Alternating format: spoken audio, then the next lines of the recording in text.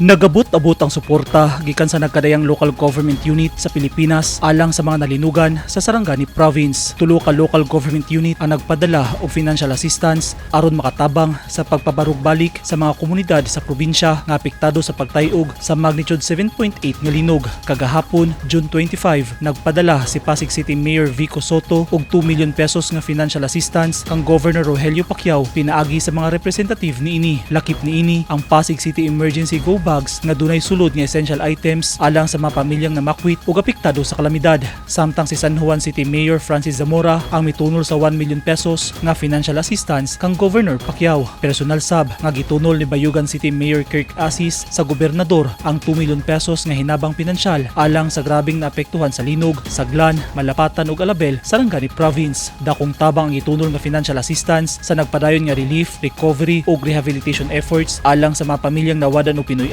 ug panginabuhian tungod sa kusog nga linog. Nagpasalamat ang probinsyal gobyerno sa Sarangani sa tulo ka mga syudad nga nagpaabot silang suporta sa mga nalinugan sa probinsya.